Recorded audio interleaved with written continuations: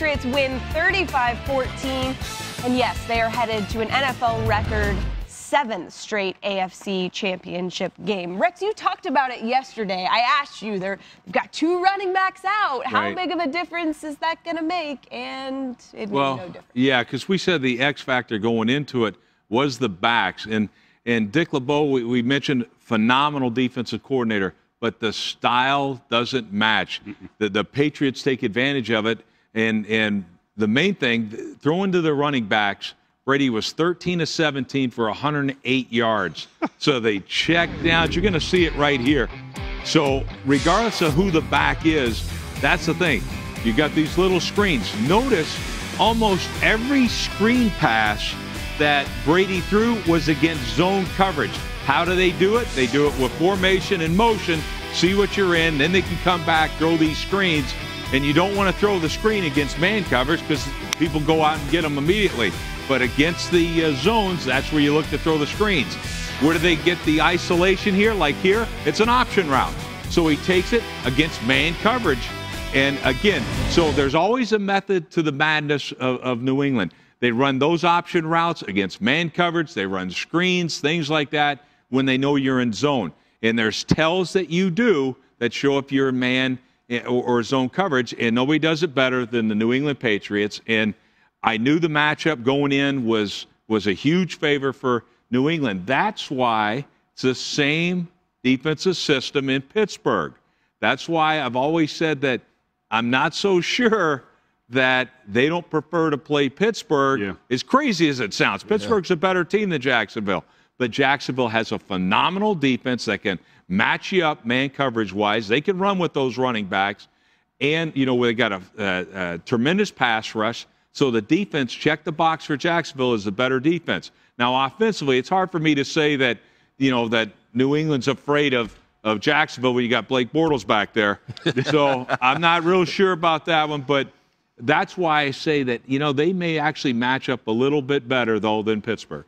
Well, yeah, like you say, I don't think it's going to matter, you know, who they play. And just watching your film, you know, when you watch those throws to the running backs and those screens and all of the yards that they gained out of it, and you watch Brady drop back, it's really a 7-step drop throwing a screen that on paper, it looks like they're deep passes, but it's just a screen pass, and these running backs are in space because, like you say, you know, it's zone. They're able to you know, catch the space in the zone and take off and run for extra yards. But I agree with you as far as running the same defensive system and having a quarterback like Tom Brady playing. It takes me back to when we played our Super Bowl against the Pittsburgh Steelers, ran the same defense that we ran. And so when Aaron Rodgers is sitting back there in the pocket, he's seen everything that they're running. So it's easy for him to pick it up. This will be the same thing with Tom Brady. So I think, yeah, if you look at it that way, they'd rather play the Pittsburgh Steelers, you know, than Jacksonville. But it doesn't really matter with this team, man. They just keep on rolling. You know, as Matt always said, there's really everything that the Patriots do well, but there's just, you know, a few things that really stood out to me was just how smart they were, just being fundamentally sound, and then their attention to detail. You know, when you seen the Tennessee Titans made a big play or made a first down, there was a flag on the field. You know, bring the ball back, even though y'all had a 20-yard, 15-yard chunk, still got to come back. Fundamentally sound, understanding the game. So I think that the Patriots, yeah, they might be, you know, might not have the guys on the roster such as the Pittsburgh Steelers, such as the Jacksonville, but I think they're able to beat you that way, being fundamentally sound. Yesterday, Tennessee Titans had 10 penalties against the Patriots 4. So that's the way they take the little things, Coach, and then they use them later on in the game to have bigger things happen for them. How about the 8 quarterback sacks? I mean, they're spying Marcus Mariota so many different ways. 4-man rush, spying with a tackle, spying with a linebacker, all these type of things. Matt Patricia and Bill Belichick did a phenomenal job that way as well.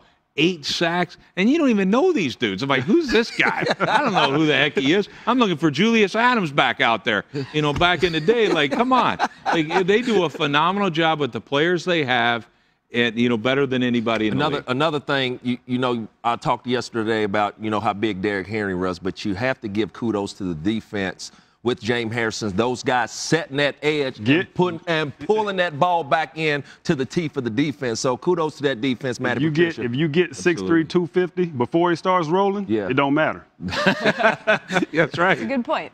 To your point that they don't care who they play next week, James Harrison was asked if he would be watching the Steelers game today. He said he was going to bump up leg day, too, today. So clearly they really don't